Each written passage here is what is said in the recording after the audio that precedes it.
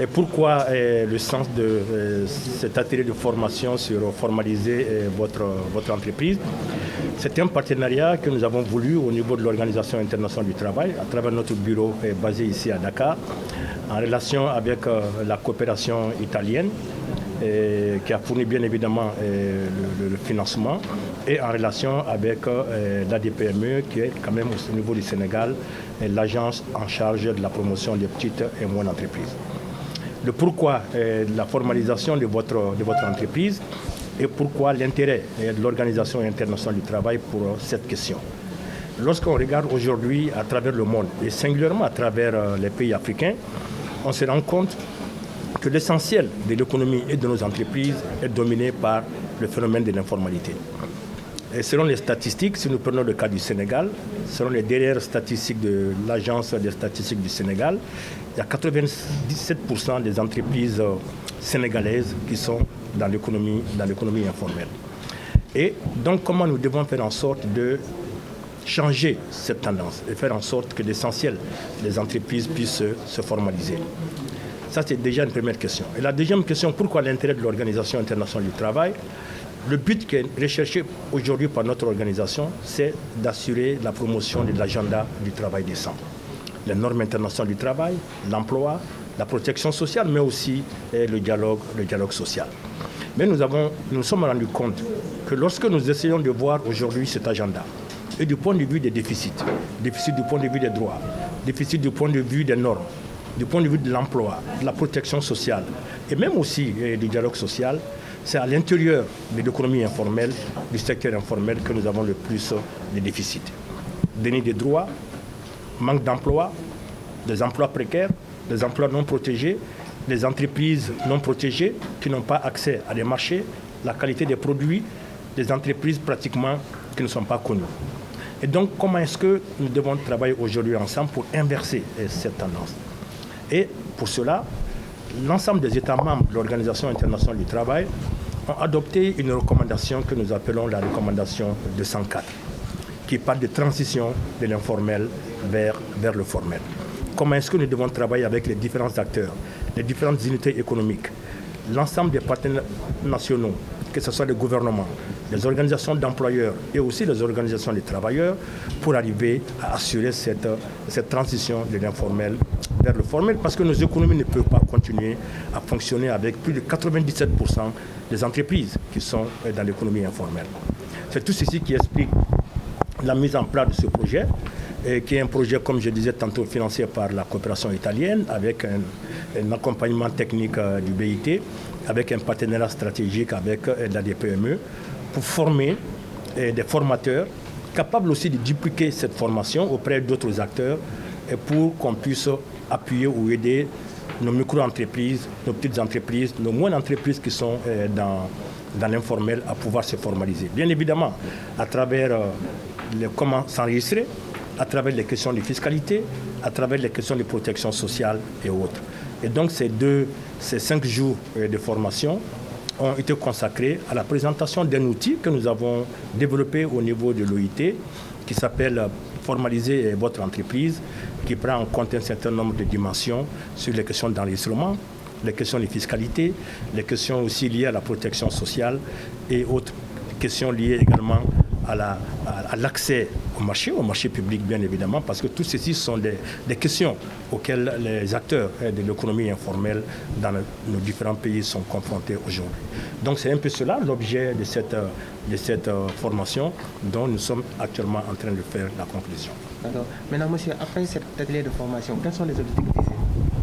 Alors, comme je disais tantôt, les objectifs visés, nous formons des formateurs qui vont aussi aller former d'autres personnes à comprendre comment est-ce que le processus de formalisation peut se faire. Et je disais tantôt, nous avons développé un outil.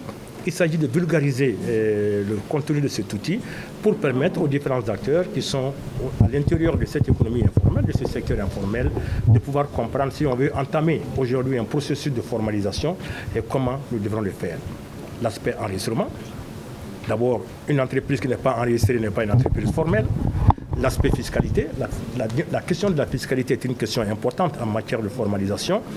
Mais nous, au niveau du BIT, ce qui nous intéresse encore beaucoup plus, au-delà de ces aspects, bien évidemment, aussi ce qui nous intéresse, c'est la dimension protection sociale. Parce que dans ce secteur, il y a très peu d'acteurs qui bénéficient d'un minimum de couverture ou de protection sociale. Et donc, il y a un certain nombre d'éléments de cette nature qui sont contenus dans cet outil. Il s'agit donc, à travers des séries de formations, de pouvoir faire acquérir les différents acteurs de l'économie informelle des compétences, des expertises qui puissent leur permettre d'être mieux préparés pour entamer ce processus de formalisation. D'abord, se féliciter de la confiance du BIT en la DPME, puisque nous ambitionnons d'être une agence d'exécution de référence dans la mise en œuvre des projets et programmes de l'État et des partenaires. Il y a 2 ans, sévissait la crise de la Covid-19. Et beaucoup d'entreprises ont été très fortement impactées par la crise, par ces difficultés. Et l'une des plus grandes difficultés que l'on a pu avoir dans l'accompagnement des entreprises, c'était vis-à-vis des entreprises du secteur informel.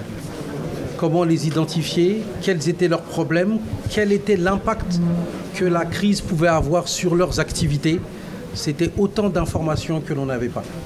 Donc en période de crise, ça se remarque de manière plus importante, mais de manière générale, pouvoir accompagner les entreprises à grandir, c'est pouvoir savoir où est-ce qu'elles en sont, faire en sorte que l'entrepreneur puisse avoir son carnet de santé financier sur lui-même, sur ses employés, pour pouvoir grandir.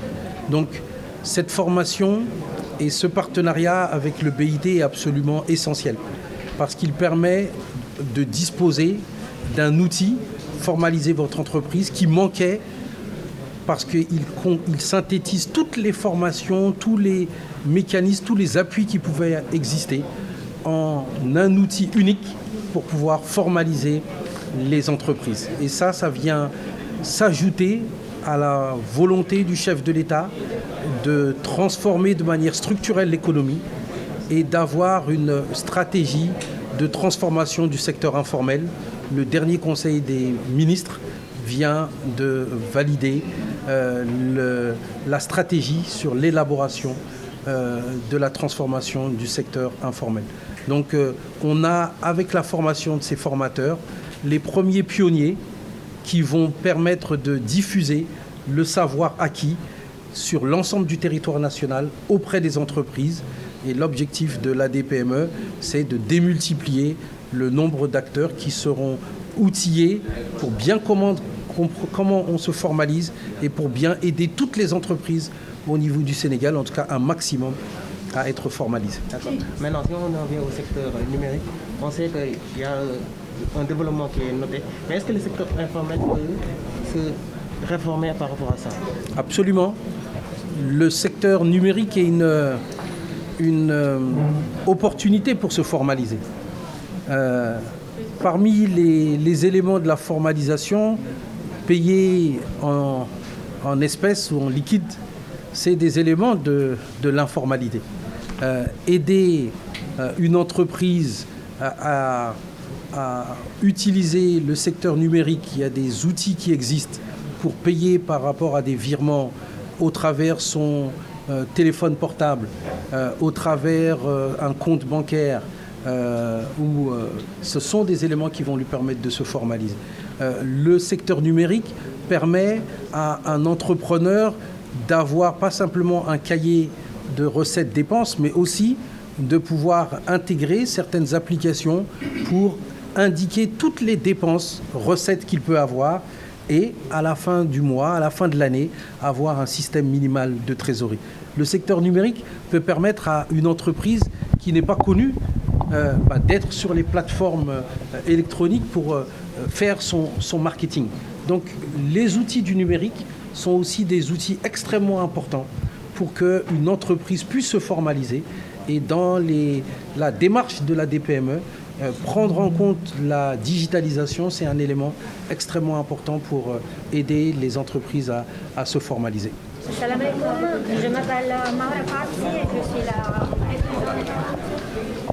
de la société civile et de la coopération décentralisée pour l'Agence italienne de la coopération. Voilà, partenaire financier et technique. Qu'est-ce qui a motivé ce financement et quel est le montant de ce financement d'ailleurs?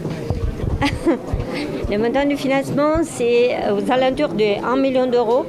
Et ce qui a motivé les financements, c'est tout d'abord le fait que la coopération italienne, l'un des axes de la coopération italienne, c'est effectivement celle de la création d'emplois décents. Et carrément, pour la création d'emplois décents, il faut que les entreprises soient formalisées et que surtout les gens qui travaillent dans les entreprises aient la possibilité de recevoir une protection sociale et aussi un salaire décent. Maintenant, comment comptez-vous continuer avec le financement? Ça fait d'un trait ou bien c'est un projet à long terme? Bon, c'est un projet, bien sûr pas à long terme pour l'instant, mais on a commencé ici la collaboration avec les BIT. C'est une collaboration que ASS a désormais depuis plusieurs années dans d'autres pays. Mais bien sûr, on va continuer à voir comment faire pour continuer surtout dans notre axe de développement pour la création d'emplois ici au Sénégal. Après, bon, les partenaires sont nombreux. On appuie aussi l'État du Sénégal avec d'autres projets directs, toujours dans le même sens.